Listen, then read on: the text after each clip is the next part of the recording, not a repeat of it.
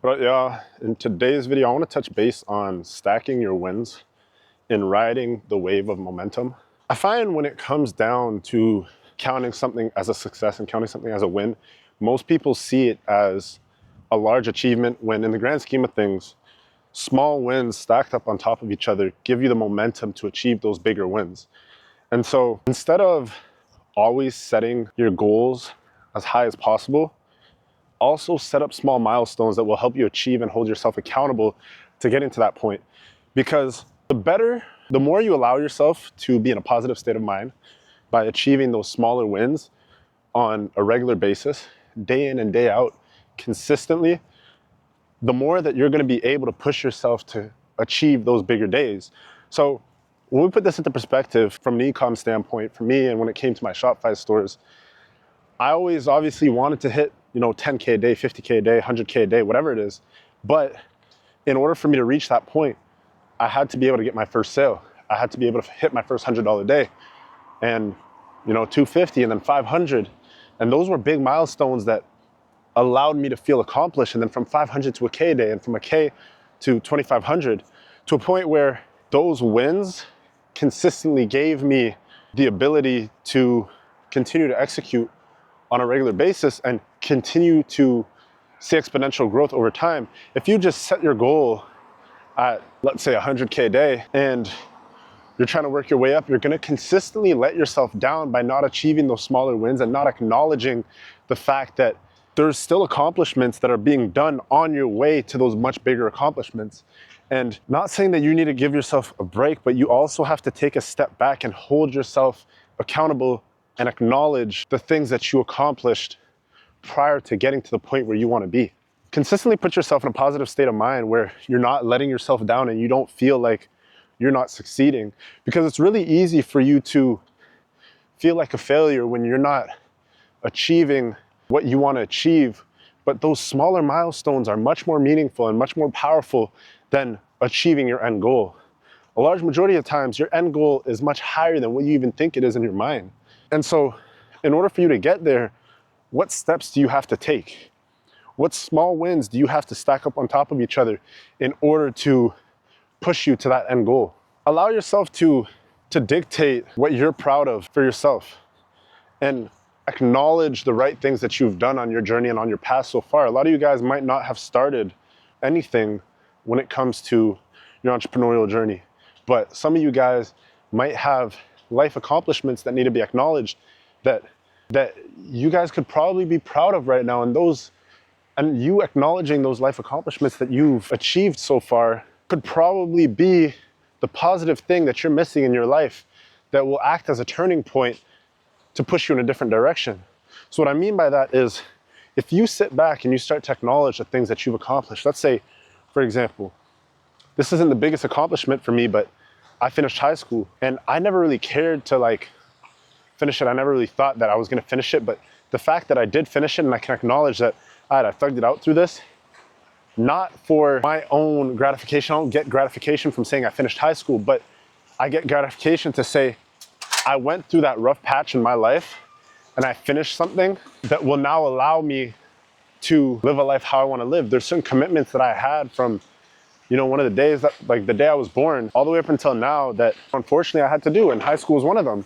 I hated it, but for myself, I can acknowledge that I finished it and I got through that to now be able to put myself in the position that I want to be in.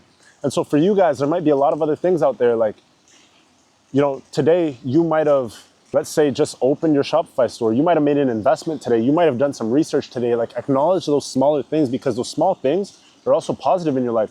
If on a regular basis you don't do research to, let's say, stock investments, different kinds of businesses, product research, whatever it is, and today you decided to take initiative and get up and do that, and you acknowledge the fact that you did that, it's going to put you in a much more positive state of mind, because you're acknowledging the fact that you did something that you wouldn't regularly do. And because of that, you're pushing yourself and propelling yourself forward into the right direction. It's not always those big wins and those big accomplishments that are the ones that allow you to move forward. It's the consistent progress and the steady pace of you taking action on something that you wouldn't regularly take action on. Let me ask you guys a question. How long have you guys been procrastinating on let's say starting that business, looking into that brand, looking into investments, going to work. Are you calling in sick? Are you taking days off? How many days off have you taken? And if you applied yourself on all of those days that you took off when it was hard and you didn't feel like working, you didn't feel like doing whatever, if you applied yourself during those days, how much further would you be in your journey right now? Some of you guys might have been in the working field or on the job market for, let's say, 10 years. Let's say 10 years, and you take off 5 to 10 days a year. If you were to use all of those days for your own personal growth, for your self-benefit, how much further on your journey would you be? And these are the kind of things that you have to ask yourself. Like, I come here and I sit by the poolside and I give myself a clear headspace to just think and to I don't know if I want to say meditate, but I want to say to visualize. I think to visualize is a good way to put it. I come here and I take time to visualize what I want for myself with a clear headspace so that I can get up and take action on making those things happen. So you guys might have the vision and you guys might see certain things for yourself, but seeing something creates a general belief within you, but you have to also believe that you're capable of achieving. So how often you guys tell yourself there's something that you want to do that you haven't done yet? When are you going to take initiative to do those things that you want to do and haven't done yet? And what benefit is there to your life for you to be able to do those things for yourself? I feel like oftentimes procrastination comes from a place of fear, and you have to be able to knock that fear within you, because if you don't, the risk of your future life not being how you visualize it and want it to be is much higher than whatever risk you guys are going to go invest into. Let me put this into perspective, because I don't know if that really made sense.